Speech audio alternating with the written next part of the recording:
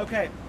Good afternoon, everyone. We want to provide another update on the City of St. Louis's recovery after the tornado. We have a lot of new information for you. We're going to start with Mayor Kara Spencer.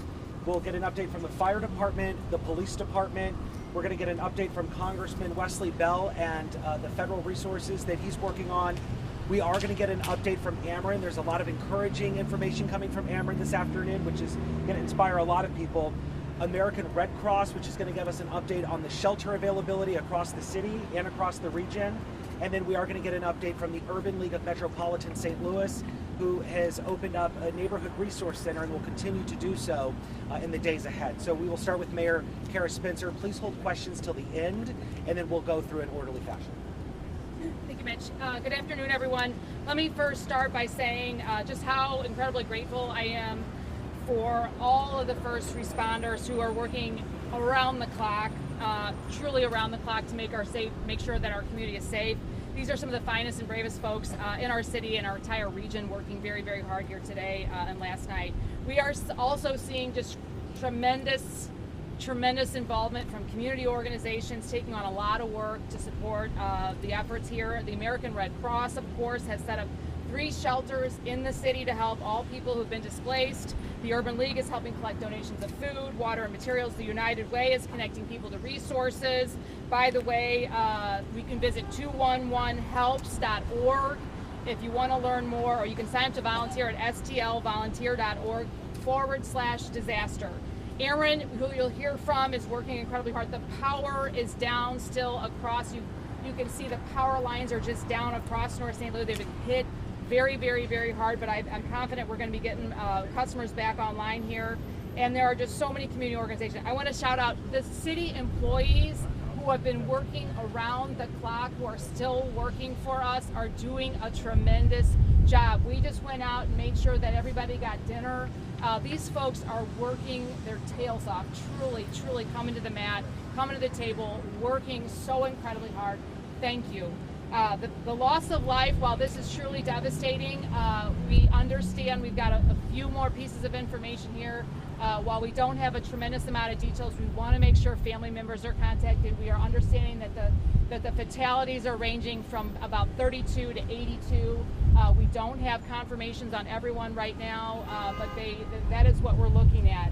Since I last saw you, we have been spending a lot of time, obviously, in the community, but also at Emergency Operations Center at Police Headquarters, organizing the operational response from all the city departments, but also there are just a tremendous amount of partners in the private sector that are coming to the table. We're working on getting everybody organized so we can better organize the distribution of resources, including tarps, board ups, food, etc. We're going to keep working into the night until we get all this organized and make sure that we have everything that we could possibly have on the table to help our community.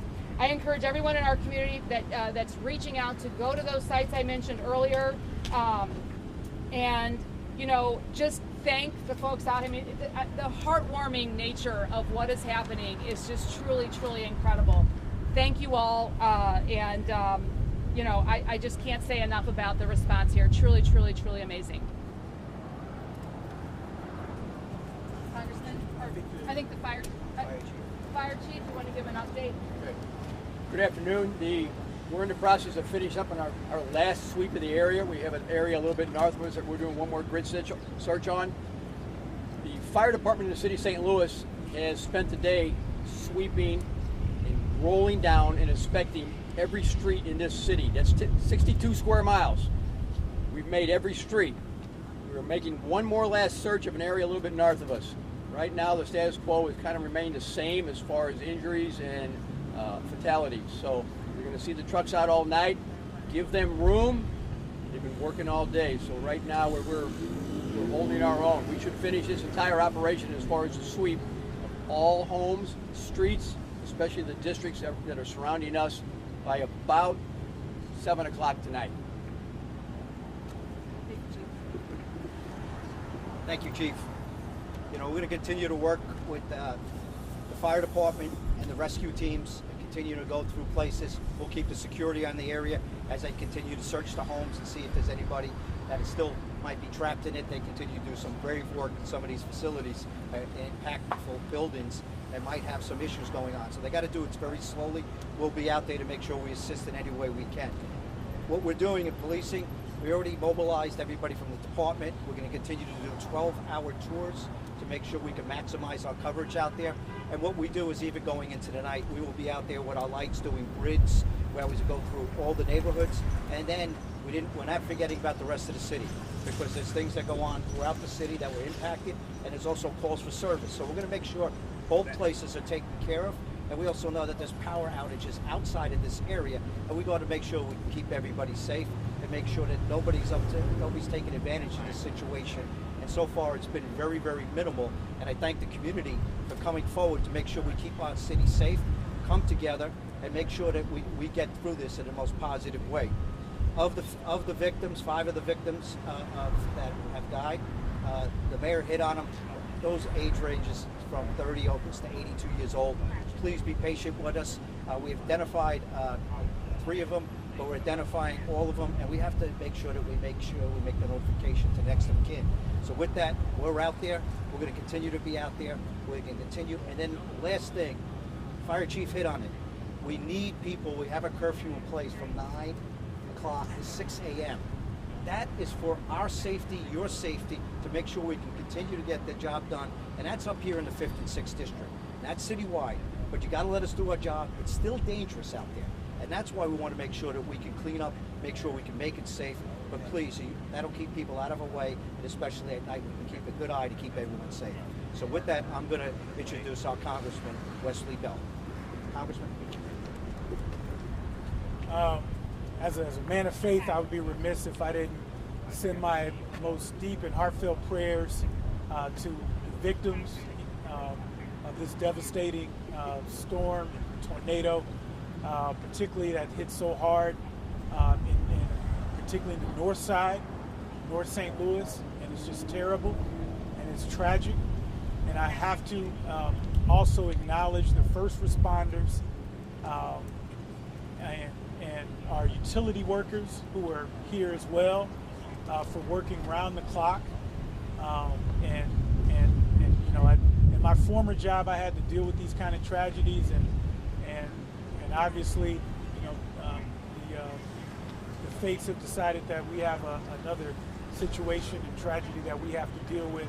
And what I do believe is that faith without works is dead, and I can tell you that on the local level, with our mayor and alderpersons, on the state level, speaking with our governor and other folks, and on the federal level, everyone is working together to bring the resources to bear to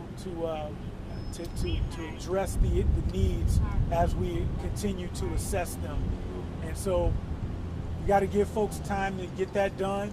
And I can tell you right now, everyone who's spoken in all the departments, and from the mayor's office to the fire department to the police departments, but all city workers are working round the clock to do just that.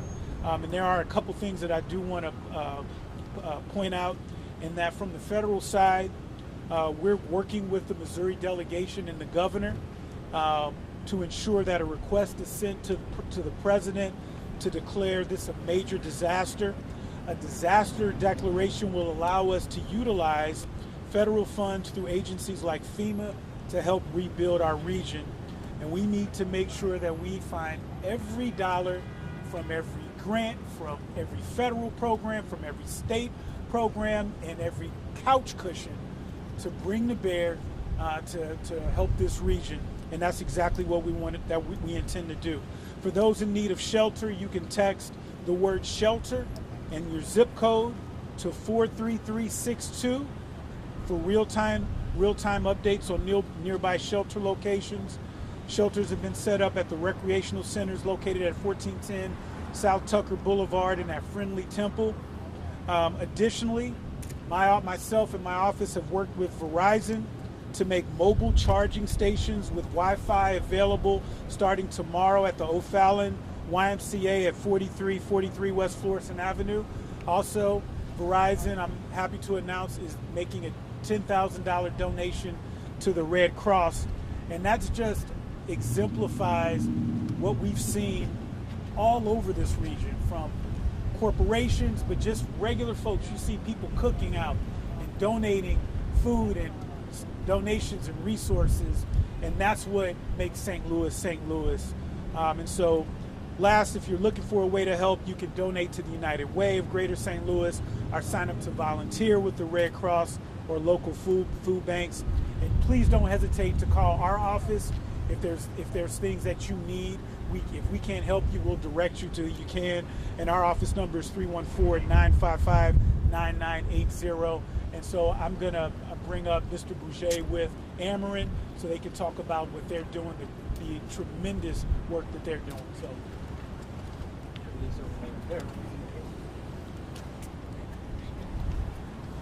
good evening.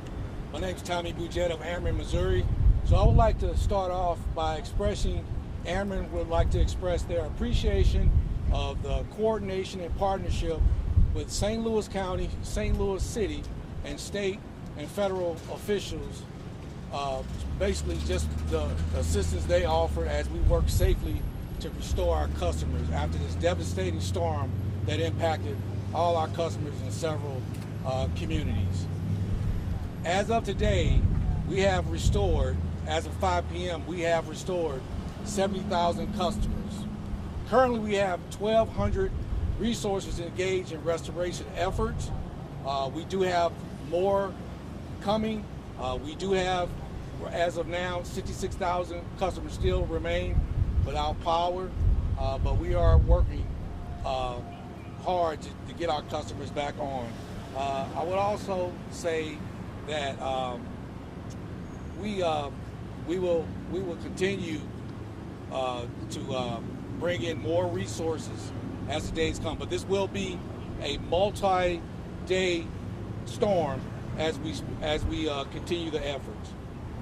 We will have some complicated repairs as we go. As you've seen the devastation around this community, there's a lot of vegetation, there's a lot of property destruction. With that being said, that limits the access to our system. We do understand how critical electric service is to our customers, but we will ask for their patience as we continue to restore efforts on restoring power.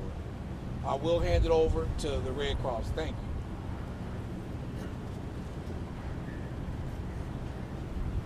Good afternoon. My name is Lucretia Cox, and I'm the Executive Director of the American Red Cross Greater St. Louis Chapter. And the American Red Cross is here to meet the immediate needs of the residents of the city of St. Louis. And so, as mentioned before, we have opened up 3 area shelters. I will say that the shelter at Grace Unitas Methodist Church is at full capacity, so we are redirecting everyone else to 12th and Park Recreation Center and also to Friendly Temple. If needed, we will definitely open up additional shelters on the way that we've been communicating with. And so we appreciate everyone who's given us information and sent people over. We're taking care of, food, any additional resources, and we like to thank our partners who've come out, like Schnucks and other faith-based organizations, to help us with food. They're doing a great job. I also like to say that in the next coming days, we will be sending out teams to look at the needs and the damages on properties, and so that will take some time, but we also want to make sure that any properties that are eligible for financial aid, we are looking into that, and we will be doing so. And the last thing that I definitely want to mention is that if you know of anyone who needs immediate assistance, we are encouraging individuals to call our 1-800 number, so they can reach out to 1-800-RED-CROSS, and then we can connect them with other resources that are in the community, and we're thankful for our partners. And now I will pass it over to James Clark, who is also a partner advisor as well. Good evening. I want to first give thanks to God, who is clearly sending us a message right now. Then I want to thank the mayor. I want to thank Congressman Wesley Bell, the police chief and the fire chief for their leadership. Then we want to give our heartfelt condolences to the families who have lost loved ones. Then I want to thank St. Louis for really stepping up right now. The Urban League of Metropolitan St. Louis, we have set up a disaster relief site at our headquarters located at 1408 North Kings Highway. We started phase 1, which is direct resident engagement, where we touched over 250 families today, going door to door, getting an assessment of those who needed food, those who need water, and we distributed food to over 75 families today. We will begin that same process tomorrow, and we will do that process every day until this emergency subsides. Phase 2 is we're working with the Regional Business Council, Clayco Construction, Keeley Construction, and several other major construction companies from throughout the region. They will be doing a walkthrough tomorrow to get an assessment of what kind of heavy equipment is going to be needed to remove brush and to tear down vacant and abandoned structures. We will start in this immediate area, and we will work our way out. The plan is to pull out all of the debris, pull out all the bricks and make large stacks, then come back and over the next several days haul it out and then do stack and brick removal in that fashion and work our way out. We are very much committed to this. All of the Division of Public Safety's programming has been paused so that we can give our full attention to this relief effort. Thank you very much. And now we have Gentry Trotter from Heat Up, Cool Down St. Louis. Thank you very much. Ladies and gentlemen, we are very concerned. You're probably thinking, well, there's no electric, but the need is always great. And right now, what we're going to be doing with the Urban League is taking our ARPA federal funds, because they have deadlines to them, and we're going to reach out to these families as fast as we can to help them immediately, which will take the pressure off of them so they don't have to worry about a utility bill for a while. We also are going to ask Ameren, Missouri, and Spire to consider a moratorium for 4 months. We did this a couple of years ago during the flood, and it worked out well. They were very cooperative. So we're appealing to them, and we're also asking the public. We're independent from United Way and Red Cross. We've been doing this for 25 years, strictly utility assistance. You can donate online at Cool Down St. Louis or Heat Up St. Louis, or you can go, thank goodness, the Commerce Bank is letting us accept donations because of this at any bank, Commerce Bank in Missouri and Illinois, and those funds will go 100%, as you all know, goes to helping people with service. So we're hoping this works out for all of us. All you have to do is tell them to go to heatupstlouis.org or Cool Down, or call 241-0001, and we will confirm that they're impacted clients. We have to make sure of that when we're giving out these funds. Thank you. So just like we did in the morning update, we'll open it up to some questions, but let's be orderly. If I could, Mayor, could you tell us what's the biggest challenge right now? The biggest challenge is, I would say, getting everyone organized. You know, there are so many people and so many organizations that want to help. Centralizing that, so many people want to come out, but as the chief mentioned, it's dangerous. We have down power lines. You know, having regular folks just come in and try to plug in has been a difficult challenge. But as we move through the next few days, we're hoping to better organize that process so regular citizens can play an important role in helping do the cleanup. And Mayor Spencer, you said that this is one of the worst storms in the city's history. Anything that you want to change moving forward in the coming years? How do you think it went in terms of prep, prevention? I have to say that the level of participation, the response has been phenomenal. While there's ways we can improve, and there certainly are challenges, this is not a type of storm that we are used to seeing on a daily basis, but the response has been unbelievable. I am so proud of our city workers. I'm so proud of our first responders. I'm so proud to be part of a network of community organizations that has just absolutely come to the table. Regular citizens, the stories we heard in the community yesterday and today of folks helping pull people out of rubble, saving people, you know, in the Harlem tap room, you know, those stories are incredible. There are tremendous citizens amongst us who are doing phenomenal work. I'm a concerned citizen, and I've been on block to block. My question is, how can we get dumpsters on each block to be able to get the debris? Citizen, regular citizen over there. I hear you. That is a big concern. We have been hauling out enormously large dumpsters full of tree debris, so we are prioritizing making sure that we're clearing off the roadways first. We've also got our refuse and parks department making sure that the alleys have access so we don't see trash pile up from households. We are working on that, and that will be phase 2 once we get the roads and the alleyways cleared. But that's important to us, and it's already on our radar. Thank you. On the blocks, Yes, block to block.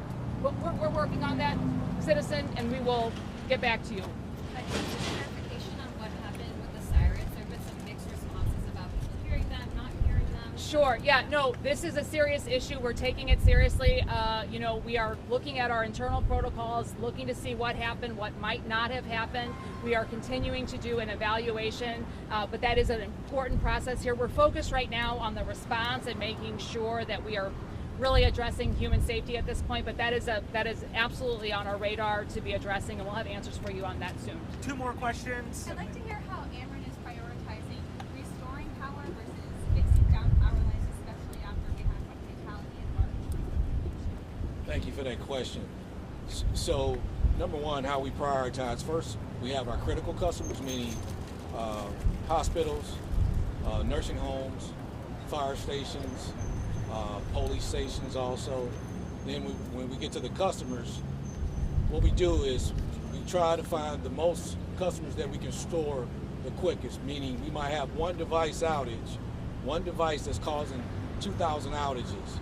So, and we might have another device that may be causing only 2 outages.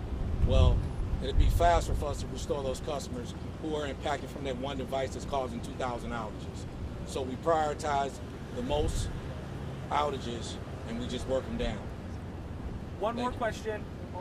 Mayor Spencer, is FEMA going to play any role in the recovery effort? I hope so, but as the congressman pointed out, there are some federal declarations that have to take place. The city of St. Louis declared an emergency, state of emergency yesterday. We worked to get that done right away. We've been communicating with the state and the feds on this.